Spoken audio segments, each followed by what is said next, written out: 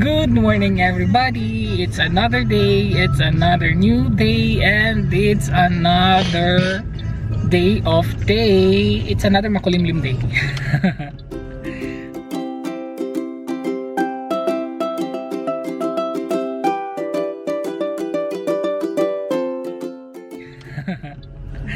We are in the car and we are going outside shopping again. Right? Yeah. Oops! Happy birthday! Birthday ni partner ngayon, guys. Happy birthday! Are you happy? Are you birthday? Maaga pa. It's already 8:30 AM. At palabas kami kasi meron ako appointment, doctor's appointment today. Maaga kami umalis kasi 9 AM yung aking appointment. At saka medyo covered tayo today kasi ang lamig-lamig sa labas. Napakalamig sa labas. Buti na lang nakahanap kami ng parking. Itong mga oras na to, ang hirap talaga ang parking space dito. Tapos mahal pa, reset. But anyways, malapit na naman kami sa hospital. Tapos lakad lang, mga 2 minutes na siguro. So dyan tayo papasok. Yan yung hospital dito, guys. Yan. Pero yung aking appointment is nasa kabilang door. Yan, medyo malaki siya na Krankenhaus tawag nito, hospital. So dito ang aking appointment. Dito kami papasok. Yan. Finally, natapos din kami, guys, after 2 hours. Daming tao kasi pa-transfer kami sa information. Actually, dito ako sa building na to naka-appointment. Tapos, transfer na naman ako ulit dun sa kabila. Pagtapos doon, binalik na naman ako dito. But anyways, tapos na. Meron lang akong gagawin later. We are now in the car. Magpapa-drop off lang ako sa kanya dyan sa kabilang street. Dyan lang sa may unahan. Dyan sa unahan. Tapos siya, diretso siya sa bahay. Kasi meron lang akong bibilin. Kasi we will have our delicious lunch for today because it's his birthday. So bibili ako ng something, diba? Okay. Punta lang ako dito sa pastry shops, guys, kasi bibilan ko ng, oh my god, how sad, sirado sila. Sirado sila doon. Hindi ako makabili ng chocolates. Bibilan ko sana si partner ng chocolates, guys. So maghahanap ako dito kung saan ako bibili. Yung pastry lang kasi doon, yung alam ko na masarap ang mga chocolates doon. Tapos may ano pa kasi lisa doon yung mga box na magaganda. Ang ganda dito mag coffee and cakes. Tapos yan, di ba? Matatawag na to na old city ng guys, Bornheim ng Frankfurt. Pero yung day to day is walang sun. Cloudy kasi, so medyo hindi masyado maganda ngayon. Pero anyways, pag may sun, guys, ang ganda talaga dito. Dito na ako sa bahay. Nagmamadali ako, guys, kasi look at outside. Umaambon siya. Tapos naghahanap ako ng, naghanap ako ng yung chocolate, tapos yung cake. Tapos buti na nakahanap ako. It's very, very autumn na talaga, guys. And look at there, the ground is brown. Nagmamadali ako kasi habang akong naghahanap, sabi, oh my god, parang umaambon. I mean, umaambon talaga siya. Sabi ko, oh my god. Pero okay lang naman kasi meron akong payong. Pero hirap kasi ako kasi nakabili na ako na ito. Cake. Yan, meron tayong cake. So, ayan yung ating cake. 2 flavor, tapos 4 yung binili ko. Ito sa kanya, tapos ito sa akin. So, yan. I-close natin ulit kasi hindi pa niya yan nakita. And then, bumili din ako kasi nga, yung chocolate nga, di ba wala doon. Tapos sabi ko, oh my god, paano na lang? So, ito na lang binili ko, guys, sa kanya. Kasi usually yung may wood box, diba? Close kasi sila today, Monday. So Monday close pala. Ngayon ko lang nalaman na Monday close pala sila. So this chocolate is from Piedmont. Italy. Yeah, from Italy. So the chocolate is from Italy daw. So yan yung sa kanya. Yan yung gift ko sa kanya. Very simple lang. Diba? Yeah. Yeah. Oh. Tiningnan niya yung cake. Hindi na siya makapaghintay. But you have to wait for coffee and kuchen. Yeah, ginawa. Okay. Ilagay daw niya sa fridge kasi baka masira. Kasi late pa yan namin kakainin. Magla-lunch pa kasi kami. So guys, nakapag-set up na ako. Very simple lang talaga, very ano lang talaga yan. Kami lang dalawa, wala kami bisita kasi ayaw din niya. Ayaw kasi niyang, hindi kasi siya nagsiselebrate. Ayaw niya kasi nagsiselebrate. So ano lang. Then nakabili ako ng steak doon sa Mitskirai, yung anong tawag, ano bang Mitskirai of English? And bio Metzger. Bio, mga organic. So doon ako bumili ng steak na organic. Kasi gusto niya doon. Kaya nagpa-drop off ako kanina doon sa may... Actually, yung ano na yung place na yun is malapit sa trabaho ko. So, doon ako usually nagbibili. Binibili ko talaga to pag mga special occasions lang. Kasi mahal siya. So, yun. Nagpapaluto na kami ng potatoes. Kasi potato lang, boiled potato yung ipapartner namin. While waiting tayo sa ating steak. Pork steak pala yun, guys. Dapat pala ang binili ko beef steak, pero pork ang nasabi ko is pork, ano na. But anyways, okay lang naman. So, while waiting, guys, ginawa ko ng partner na sauce. Hindi ko alam kung ano to. Balsamic ko something. So, magsasalad muna tayo. Magsasalad muna tayo while waiting sa ating steak.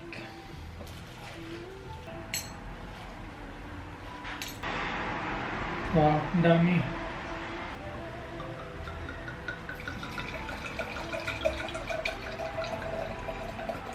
Red wine tayo for today. So, happy birthday and guten appetit. Happy birthday. Happy birthday. Oh, no. Dankeschön.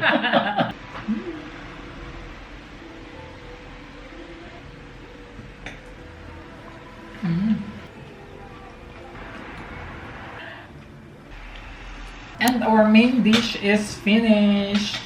It's already plated. It's already plated. Ayan na. Ito ang ating steak, guys. At gumawa pala si partner ng caramelized onions. Tapos ating potato with sour cream. Diba? Again, happy birthday. Happy birthday. Dankeschön.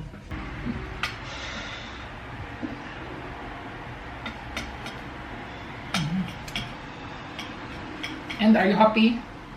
Yes. I'm happy. But because of you? But I bought the wrong meat today. No. Oh, alles gut. Good. Ang sarap na potato with sour cream and caramelized onions.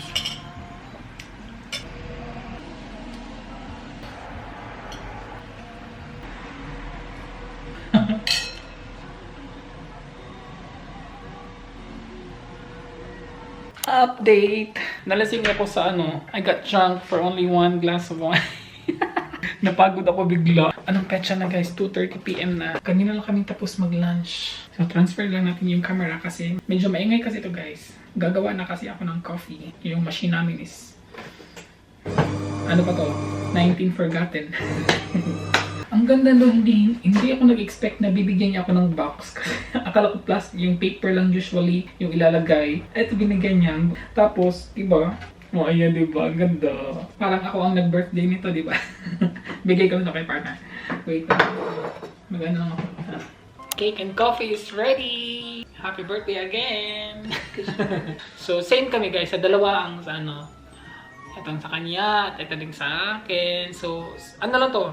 Chocolate at saka pistachio. Pistachio to siya. Kishin.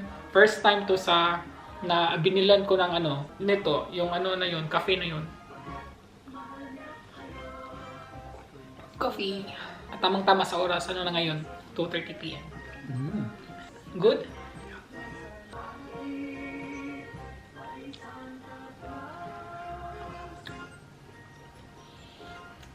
Wow.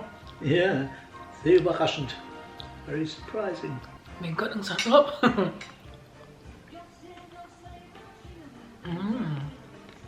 Try natin yung isa, yung pistachio. Ano ba yan?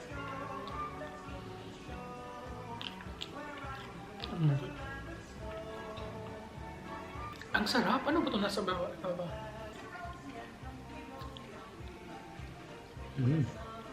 Hindi ko alam kung anong ang unahin ko. Ang sarap. Tapos yung base is parang meron siyang pinipig. Ano yun? Pinipig yung crunchy. Parang may ganon.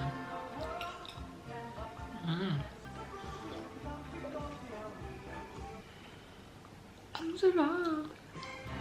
Mas bet ko yung chocolate. Pagpasensyahan nyo na yung kalat sa likod ko guys ha, kasi nakahiga lang kasi ako dyan kanina after nag-lunch kasi napagod ako sa sa isang baso ng wine. Sana pala nagdagdag ako ng isa.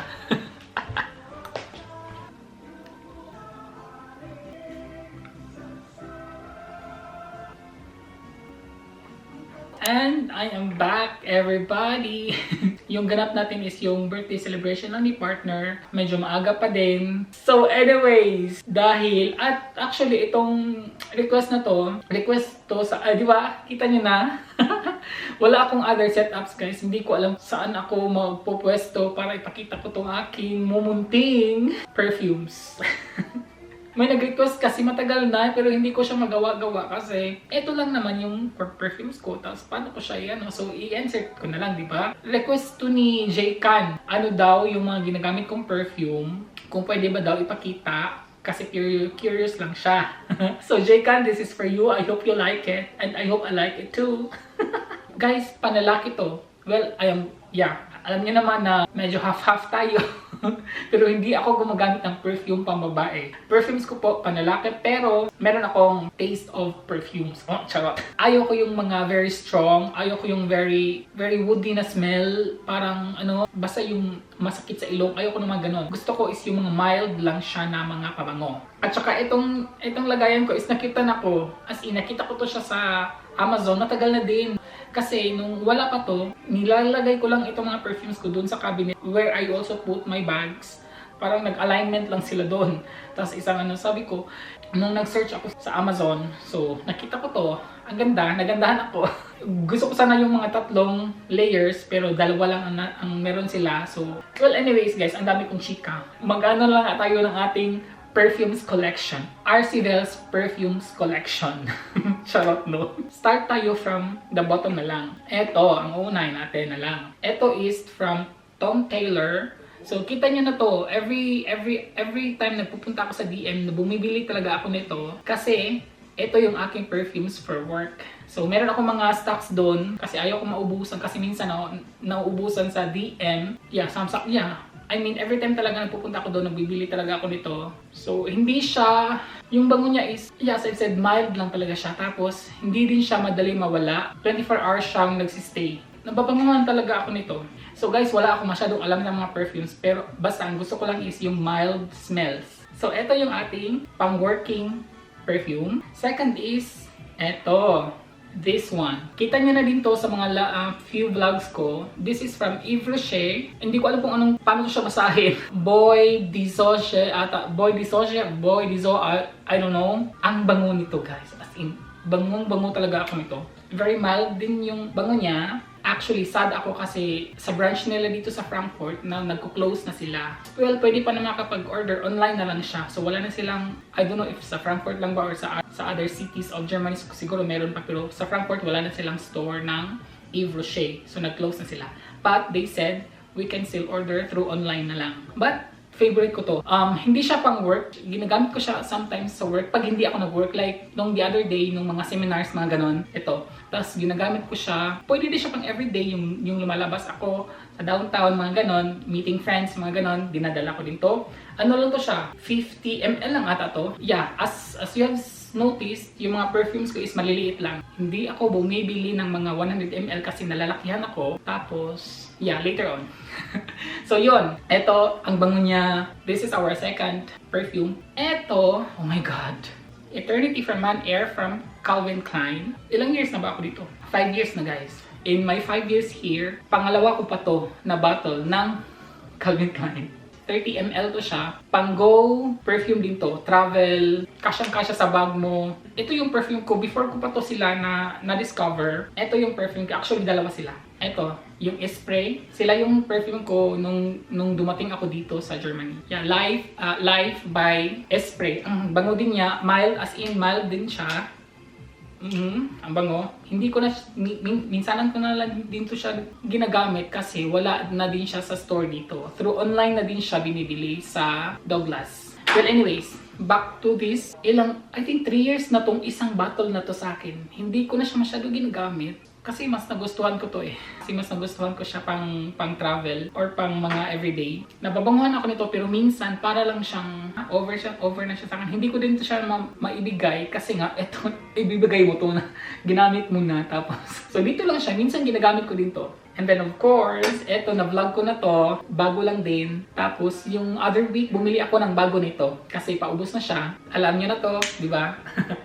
So tapos na tayo dito. And now, ito namang tatlo. Ito medyo may pressure talaga to sila. Kaya isa din sa reason na bumibili ako ng mga tag 50 ml perfumes kasi namamahala na talaga ako sa 100 ml. Para sa akin mahal na siya tapos malaki din siya. Hirap mo siyang dalhin kahit saan-saan. So, I prefer talaga 50 ml na mga perfumes. Well, anyways, start tayo sa ating Hermes. Charot, no? Hermes. Meron tayong Hermes. Nagkaka-Hermes tayo, perfume lang din. Hindi ko din siya mabasa, guys. Terre de Hermes, hindi ko siya mabasa in... Hirap niyang basahin. Basta, 50 ml. Nabili ko din to online through Douglas. Ang ganda ng packaging niya. Packaging niya. Kasi, ganyan lang siya. Tapos, kung gusto mo siyang gamitin, yan lang. Ibaba mo lang siya. Diba? Ang ganda. Turn up and turn down lang siya. So, yun mo siya gagamitin. Medyo may strong smell siya as in, yes. Pero, pag mga after an hour, mga ganun, ang bango niya, ang tagal mawala ang bango niya. Kahit nilaban mo na yung damit, nandun pa rin yung bango nito. Tingnan nyo, hindi ko siya gamit, di ba?